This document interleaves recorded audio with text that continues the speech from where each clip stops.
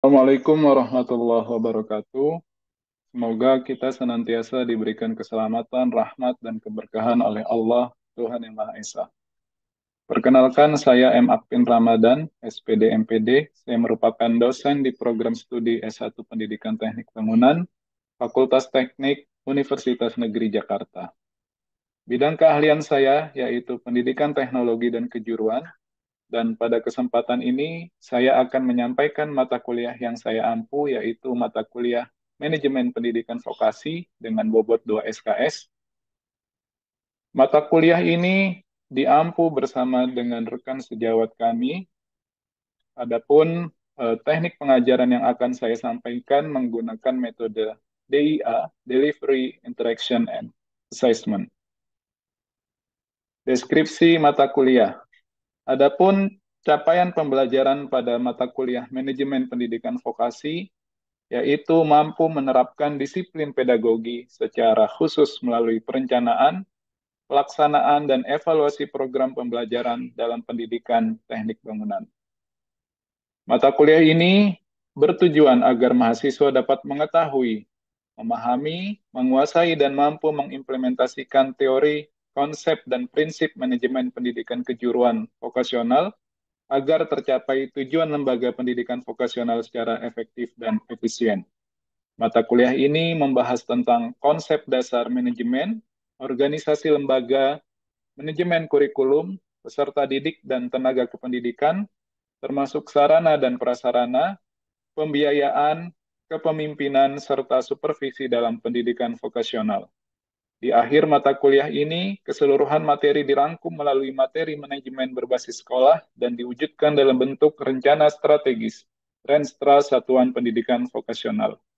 Di samping itu, mahasiswa dapat diharapkan menumbuh kembangkan daya kritis, daya kreatif, apresiasi, dan kepekaan terhadap nilai-nilai pendidikan demi memantapkan kepribadiannya untuk mengelola, memajukan, dan mengembangkan pendidikan di lembaga pendidikan vokasional konstruksi bangunan. Adapun bahan kajian, mata kuliah manajemen pendidikan vokasional terdiri dari 9 bahan kajian. Yang pertama, konsep dasar manajemen pendidikan vokasional. Yang kedua, manajemen kurikulum teknik konstruksi dan properti. Yang ketiga, manajemen peserta didik. Dan yang keempat, manajemen tenaga kependidikan. Yang kelima, manajemen sarana dan prasarana pendidikan vokasional. Yang keenam, manajemen pembiayaan pendidikan vokasional. Ketujuh, manajemen hubungan lembaga pendidikan vokasional dengan masyarakat, dunia usaha, dan industri. Yang kedelapan, kepemimpinan dan supervisi pendidikan vokasional. Dan yang kesembilan, manajemen berbasis sekolah dalam pendidikan vokasional. Adapun kemampuan yang diharapkan setelah mempelajari mata kuliah ini, yaitu pada aspek keterampilan khusus. Yang pertama, mahasiswa mampu membandingkan pelaksanaan manajemen berbasis sekolah vokasional dengan standar nasional pendidikan, dan yang kedua membuat rencana strategis Renstra Lembaga Pendidikan Vokasional. Adapun materi perkuliahan dari pertemuan 1 sampai pertemuan 16, yang pertama di pertemuan pertama dibahas mengenai kontrak perkuliahan dan konsep dasar manajemen pendidikan vokasional. Pertemuan kedua menjabarkan konsep dasar lanjutan mengenai manajemen pendidikan vokasional. Pertemuan ketiga menjabarkan dan menentukan kembali kriteria keberhasilan lembaga pendidikan vokasional. Pertemuan keempat menganalisis pengembangan manajemen kurikulum 2013, dalam hal ini contohnya Spektrum 2016 Program Keahlian Teknik Konstruksi dan Properti. Yang kelima masih di materi yang sama membahas dan menganalisis pengembangan manajemen kurikulum 2013, Spektrum 2016, Program Keahlian Teknik Konstruksi dan Properti. Pertemuan ke-6 menjelaskan pola manajemen peserta didik di lembaga pendidikan vokasional. Yang ke-7 dilanjutkan mengenai pola manajemen pendidik dan tenaga kependidikan di lembaga pendidikan vokasional. Kemudian di pertemuan ke-8 dilaksanakan ujian tengah semester. Dilanjutkan pada pertemuan ke-9, yaitu menjelaskan pola pelaporan sarana dan prasarana di lembaga pendidikan vokasional. Yang pertemuan ke-10 membandingkan pola pelaporan dan pengawasan pembiayaan di lembaga pendidikan vokasional dengan standar nasional pendidikan. Pertemuan ke-11 menjelaskan bentuk-bentuk kerjasama di lembaga pendidikan vokasional dengan masyarakat, dunia usaha, dan industri. Pertemuan ke-12 menjelaskan jenis dan gaya kepemimpinan. Pertemuan ke-13 membandingkan pelaksanaan manajemen berbasis sekolah vokasional dengan standar nasional pendidikan. Dan tema tersebut masih dibahas di pertemuan berikutnya, yaitu di pertemuan 14 masih membahas manajemen berbasis sekolah. Kemudian di pertemuan ke-15 membuat rencana strategis Renstra, lembaga pendidikan vokasional, dan di pertemuan terakhir dilaksanakan ujian akhir semester. Itulah gambaran umum mengenai pembelajaran atau perkuliahan pada mata kuliah manajemen pendidikan vokasional. Adapun media pembelajaran yang kami gunakan pada pelaksanaan mata kuliah ini yang pertama adalah kelas luring. Kelas luring dilaksanakan setelah pandemi berakhir, dilaksanakan di dalam kelas di lingkungan program studi pendidikan teknik bangunan. Kemudian kami juga masih memanfaatkan kelas daring baik yang asinkronus maupun sinkronus. Asinkronus menggunakan Google Classroom dan kelas sinkronus menggunakan Zoom Meeting. Adapun pelaksanaan kuis memanfaatkan aplikasi Quizizz. Berikutnya pada strategi pembelajaran yang secara umum kami gunakan, yang pertama adalah small group discussion.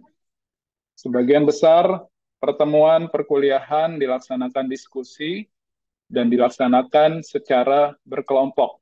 Kemudian pada pertemuan tertentu kami menggunakan strategi pembelajaran role playing, di mana kelompok-kelompok tersebut dibagi menjadi beberapa peran, dan peran tersebut dijalankan oleh kelompok-kelompok mahasiswa.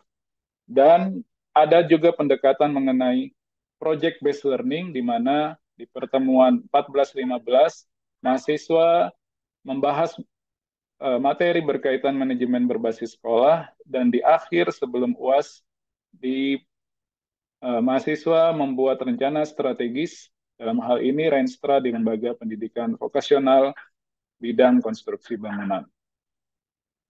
Adapun asesmen perkuliahan mengacu pada 4 kemampuan yang diharapkan, mulai dari sikap, keterampilan umum, keterampilan khusus, dan pengetahuan, di mana pembagian persentasenya sikap 15% yang terdiri dari kehadiran dan keaktifan di kelas, keterampilan umum 25%, di mana diambil dari tugas kelompok, keterampilan khusus 30%, yaitu tugas mandiri dan UTS, dan pengetahuan 30% diambil dari tugas proyek dan ujian akhir semester. Adapun materi atau referensi yang kami gunakan, yang pertama buku berjudul Visi Baru Manajemen Sekolah, yang kedua Sejarah Pertumbuhan dan Pembaharuan Kurikulum, yang ketiga buku Kurikulum dan Pemikiran Pendidikan, berikutnya juga buku mengenai Manajemen Education dari Springer International Publishing, termasuk buku dengan penerbit yang sama yang berjudul Competence-Based Vocational and Professional Education, termasuk juga masih dengan penerbit yang sama, Initiation of Educators into Educational Management Secrets, dan beberapa buku berbahasa Indonesia yang berjudul Manajemen Kurikulum, Manajemen Berbasis Sekolah dan Masyarakat. Itulah rujukan atau referensi utama yang kami gunakan.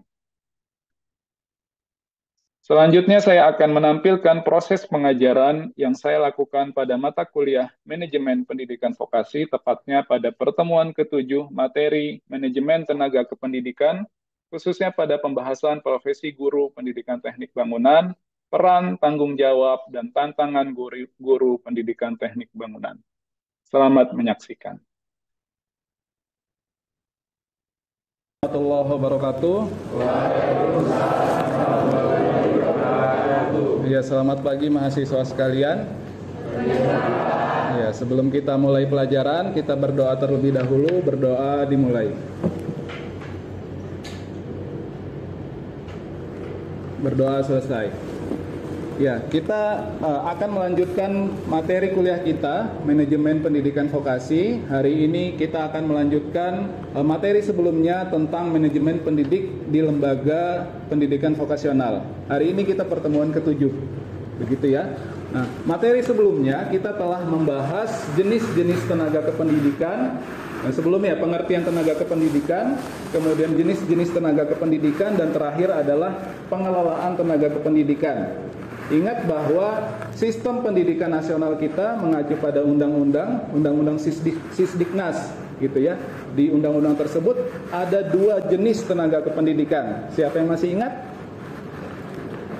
Ya, Ina, silahkan. Untuk 2 jenis tenaga kependidikan itu ada, Bapak boleh? Ya, jenis-jenis tenaga kependidikan. Jenis-jenis tenaga kependidikan itu ada laboran dan teknisi, tapi kalau untuk keturunannya ada jenis tenaga pendidik dan tenaga kependidikan. Ya, jadi berdasarkan undang-undang, betul Ina, berdasarkan Undang-Undang Sistem Pendidikan Nasional, disingkat Sisdiknas, ya, Undang-Undang Nomor 20, ya, ada 2 jenis tenaga kependidikan. Yang pertama adalah tenaga pendidik, yang kedua adalah tenaga kependidikan. Ya, tenaga pendidik. Kemudian yang kedua adalah tenaga kependidikan. Kalau guru termasuk tenaga pendidik. Coba sebutkan sebutkan contoh tenaga kependidikan. Angkat tangannya. Iya. Pengawas sekolah. Pengawas sekolah ada lagi? Iya. TU. Staf TU. Kemudian ada lagi? Satu lagi ya. Laboran. Nah, itu adalah semua sumber daya manusia yang ada di lingkungan sekolah. Nah, bagi mahasiswa yang pendidikan seperti kita di prodi pendidikan, maka kita perlu mengenal bukan hanya lingkungan dengan sesama guru, tapi semuanya, dengan staf TU, dengan laboran, ya, dengan ya mungkin nanti diikutkan untuk akreditasi misalkan, ya, dengan pengawas sekolah. Nah, itulah yang namanya sumber daya manusia di dalam sekolah. Nah, hari ini yang akan kita bahas ini materi lanjutan ya, materi lanjutan karena dikaitkan dengan prodi pendidikan teknik bangunan. Persiapan ibaratnya nanti di semester depan persiapan untuk mahasiswa yang akan praktek mengajar. Maka yang hari ini saya bawakan yang pertama tentang profesi guru pendidikan teknik bangunan. Mungkin dulu pernah dapat materi tentang profesi guru, tapi kita kaitkan guru pendidikan teknik bangunan itu seperti apa, gitu ya. Kemudian yang kedua tentang peran guru PTB, peran guru kita sebagai prodi pendidikan teknik bangunan itu seperti apa. Kemudian tanggung jawab dan tantangannya, gitu ya. Sehingga ketika nanti di semester depan akan praktek mengajar, diingat lagi materi ini bahwa kita semester 6 ya, semester 6 mau semester 7 nanti mau PKM. Saya sebagai calon guru pendidikan teknik bangunan mengetahui peran saya apa, tanggung jawab saya apa, kemudian tantangan saya nanti menghadapi siswa saya seperti apa, gitu ya. Oke. Nah, ini yang pertama. Sebelum saya masuk ke profesi guru pendidikan teknik bangunan, mungkin pernah disampaikan oleh dosen yang lain bahwa kita di prodi pendidikan teknik bangunan itu ada beberapa istilah yang mungkin pernah dengar, ya. Prodi kita pendidikan teknik bangunan. Dulu 2017 pernah berubah namanya pendidikan vokasional konstruksi bangunan. Ya, mungkin yang kakak-kakak tingkatnya dulu kalau buat makalah nama prodinya PPKB, bukan PTB, gitu ya. Kemudian ada istilah pendidikan teknik sipil. Di Jogja itu seperti kita kan PTB, mereka PTSP, pendidikan teknik sipil dan perencanaan. Kemudian ada istilah pendidikan konstruksi, ya. Kemudian ada istilah pendidikan vokasional itu sendiri. Kemudian ada istilah pendidikan teknik. Nah, sebelum kita masuk ke materi tadi tentang profesi guru PTB, istilah-istilah ini harus tuntas dulu. Supaya apa? Supaya tidak tertukar. Ya, supaya tidak tertukar posisi kita sebagai guru bidang pendidikan teknik bangunan. Oke, sekarang kita lihat. Ini dari salah satu sumber di artikel jurnal internasional disebutkan bahwa pendidikan teknik sipil adalah upaya untuk mencari cara terbaik mengajarkan teknik sipil kepada calon insinyur. Ya, upaya mencari cara terbaik. Jadi kalau kita lihat ada kata ya, cara terbaik. Bayangkan kita seorang guru ya harus menganalisis siswa, yang siswa tersebut ya kalau dalam hal ini konteksnya calon insinyur ya, mencari cara terbaik supaya mereka memahami ilmu-ilmu teknik sipil gitu ya. Itu pengertian pendidikan teknik sipil menurut Gali 2003. Kemudian berikutnya ada yang disebut dengan construction education atau pendidikan konstruksi, atau kalau dulu kita kenal pendidikan vokasi konstruksi bangunan gitu ya. Nah, pendidikan konstruksi pengertiannya mirip, upaya pendidik untuk memahami berbagai metode pedagogis ya. Kalau kita lihat kata cara terbaik itu kan sebenarnya mencari metode pedagogis ya, metode mengajarkan kan ya. Tentang konstruksi ya sama, tentang teknik sipil untuk meningkatkan hasil belajar siswa dan praktisi industri. Jadi kalau kita lihat definisinya Gali dan Zeng, ini sebenarnya mirip antara pendidikan teknik sipil dan pendidikan konstruksi gitu ya. Kemudian yang berikutnya ini menurut Uni Eropa ya, menurut Uni Eropa pendidikan vokasional itu apa? Nah, ini disebutkan definisinya yang menurut saya lengkap. Pendidikan vokasional tidak terbatas pada sekolah menengah dan pendidikan tinggi. Jadi yang namanya pendidikan vokasional itu bukan terbatas pada SMK, kemudian tidak terbatas pada politeknik, ya. Tetapi pendidikan vokasional itu adalah pendidikan yang membekali siswa atau karyawan dengan pengetahuan dan keterampilan, ya, terkait pekerjaan. Jadi nanti kalau sudah lulus, sebelum jadi pegawai tetap ikut training.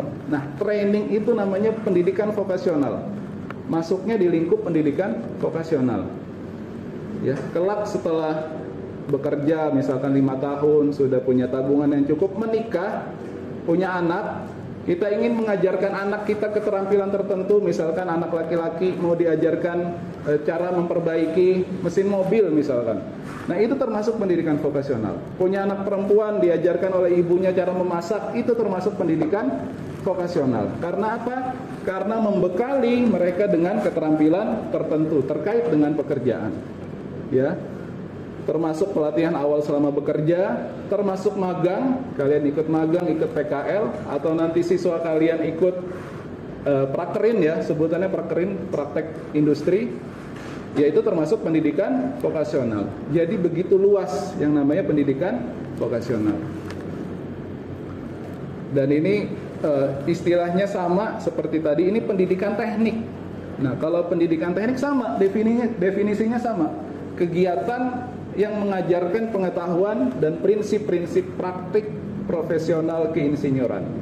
Ya, maka nanti kalau yang sudah lulus mau ikut pendidikan profesi insinyur, bisa nggak?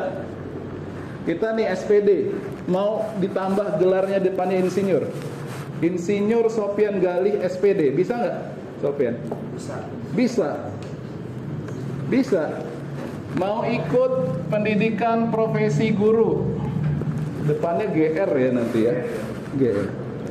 Dari pengertian tadi, saya ambil beberapa kata kunci, gitu ya. Yang pertama, upaya pendidik atau calon pendidik, pengertian dari pendidikan teknik bangunan atau pendidikan konstruksi. Ada beberapa poin penting. Poin yang pertama adalah upaya pendidik atau calon pendidik. Yang kedua adalah metode pedagogisnya, mencari cara terbaik tadi. Ya, kemudian yang ketiga adalah berbagai metode ya. Mungkin waktu perencanaan pembelajaran diajarkan apa itu project based learning, apa itu studi kasus, ya, apa itu problem based learning gitu ya. Nah, itu kan berbagai metode pedagogis. Kemudian ya untuk meningkatkan hasil belajar, dan tentunya tujuannya meningkatkan kompetensi kaitannya dengan teknik atau konstruksi bangunan. Nah, mudah-mudahan sampai sini paham posisi kita di bidang keilmuan pendidikan teknik bangunan. Sehingga ketika bicara tentang profesi guru PTB, peran guru PTB, ya, tanggung jawab dan tantangannya tidak terlepas dari koridor definisi-definisi ini, gitu ya. Kemudian definisi dari pendidikan teknik bangunan atau pendidikan konstruksi. Jadi mohon diingat beberapa poin penting yang tadi sudah saya jelaskan, bahwa pendidikan teknik bangunan atau pendidikan konstruksi adalah upaya pendidik atau calon pendidik ya untuk mencari cara terbaik dengan berbagai metode pedagogis ya untuk meningkatkan hasil belajar siswa ya sehingga mampu meningkatkan kompetensi termasuk keterampilannya dalam kaitannya dengan teknik atau konstruksi bangunan. Jadi ada 1, 2, 3, 4, 5, 6. Ada 6 poin, 6 kata kunci ya definisi dari pendidikan teknik bangunan atau pendidikan konstruksi. Nah, ini slide putih sengaja. Coba mohon disebutkan tadi apa saja 6 kata kunci dari pengertian pendidikan teknik bangunan. 1. Angkat tangan dong. Angkat tangan. Ya. Upaya pendidik atau calon pendidik. Yang kedua, cara terbaik. Ketiga, berbagai metode pedagogis. 4, hasil belajar. 5, kompetensi dan keterampilan. 6, terakhir, teknik konstruksi bangunan. Jadi itu 6 poin penting pengertian dari pendidikan teknik bangunan, gitu ya. Kemudian saya mau share juga ini tentang spektrum keahlian yang baru. Nanti bisa di searching, di download di internet tentang kurikulum merdeka. Bidang keahliannya disebut dengan teknologi konstruksi dan bangunan. Terdiri dari 5 program keahlian. Teknik perawatan gedung, konstruksi dan perawatan bangunan sipil, teknik konstruksi dan perumahan, desain pemodelan dan informasi bangunan, terakhir teknik furniture. Ya, kemudian dari masing-masing program keahlian ada konsentrasi keahliannya. Dan di kurikulum merdeka ini diatur programnya 3 tahun atau 4 tahun. Nah, nanti kalian akan berhadapan dari salah satu konsentrasi keahlian ini. Misalkan nanti PKM ya, di SMK 1 misalkan harus tahu konsentrasi keahliannya apa. Ya, sehingga calon-calon pendidik nggak bingung lagi ya. Sebagai calon pendidik atau guru pendidikan teknik bangunan tentunya nanti akan mengajar kelompok mata pelajaran kejuruan. Gitu ya. Nah, ini 8 konsentrasi keahliannya. Kemudian kalau kita lihat program-program Kementerian Pendidikan yang terkini, ya saat ini sedang proses pembukaan program profesi guru ya. Nah, di program profesi guru ini untuk jadi bahan diskusi nanti ya, bahan diskusi sama-sama.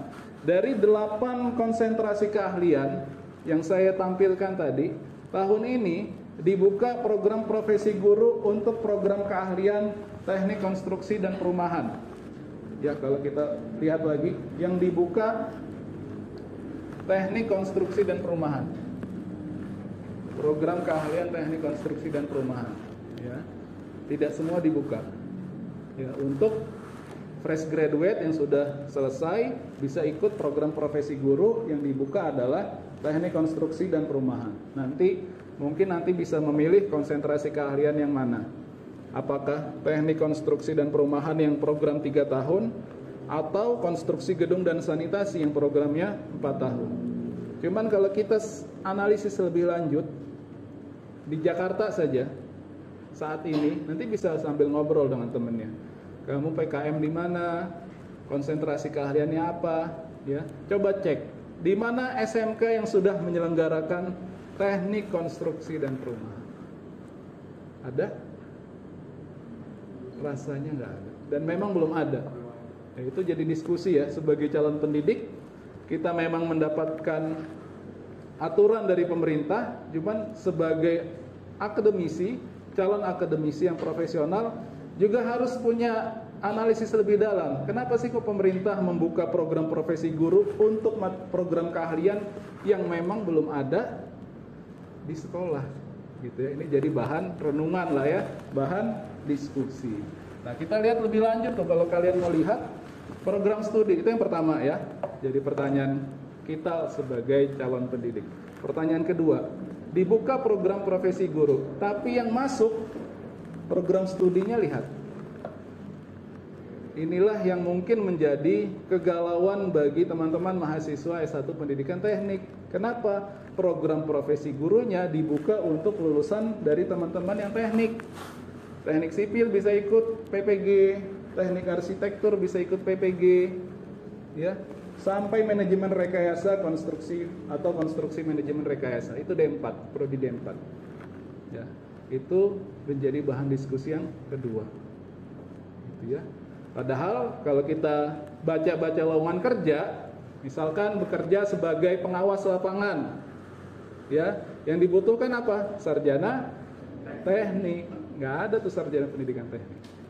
Ya, itu bahan diskusi.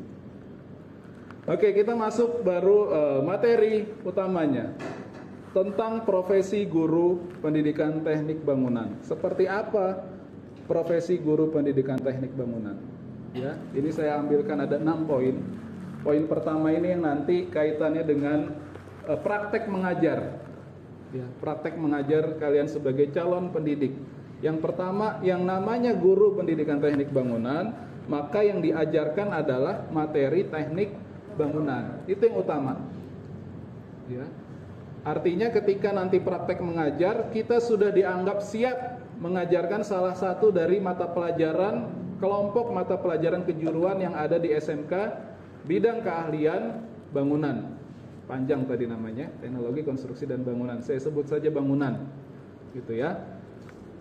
Jadi artinya mungkin saja kalian sudah, misalkan Sopian mata pelajaran A, Maxon mata pelajaran B, ya.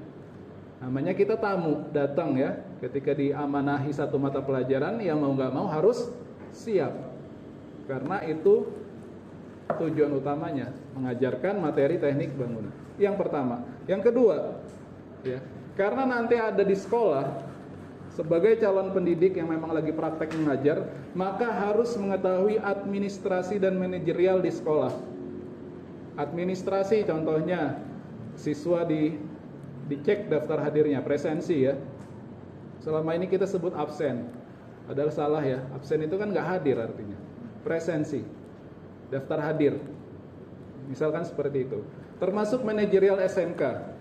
Ketika nanti ada undangan, misalkan ada surat datang, kemudian kalian diamanahi sebagai guru piket, surat ini diletakkan kemana, gitu ya.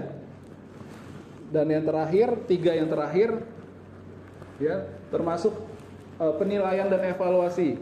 Guru tentu harus melakukan penilaian dan mengevaluasi siswa. Dan 3 yang terakhir ini mungkin untuk guru yang sudah lebih profesional, tapi tidak menutup kemungkinan kalian akan diberikan tugas tambahan, misalkan tentang bimbingan prakerin atau bimbingan karir, termasuk kolaborasi dengan industri. Jadi inilah 6 poin yang berkaitan dengan profesi guru pendidikan teknik bangunan. Ya. Sampai sini ada pertanyaan? Sebenarnya ini materinya masih panjang ya. Sampai sini dulu, ada pertanyaan? Jelas? Tadi di awal saya sebutkan ada peran, ada tanggung jawab, ada tantangan, ya. Coba sekarang saya tanya. Tantangan guru pendidikan teknik bangunan kira-kira apa? Yang menjadi tantangan saat ini? Ya, Ina.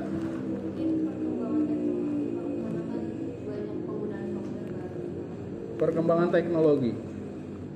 Ya. Ada lagi? Tantangan saat ini. Iya. Kompetensi keahlian, Pak. Jadi masih banyak guru yang belum punya kompetensi dalam ilmu-ilmu yang bakal dipelajari untuk. Betul, kompetensi keahlian. Ya, 2 hal itu sebenarnya menjadi isu utama tantangan calon guru atau guru bidang pendidikan teknik bangunan. Ya, baik, itu mungkin itu saja yang bisa saya sampaikan. Jadi nanti tugasnya adalah, ini kan ada sekitar 25 orang, ya, tugasnya adalah dibuat satu kelompok 5 orang, ya, diskusikan peran, tanggung jawab dan tantangan guru pendidikan teknik bangunan. Gitu.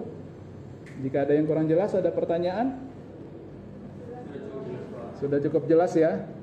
Ya, terima kasih. Mudah-mudahan bermanfaat. Saya akhiri. Assalamualaikum warahmatullahi wabarakatuh. Waalaikumsalam.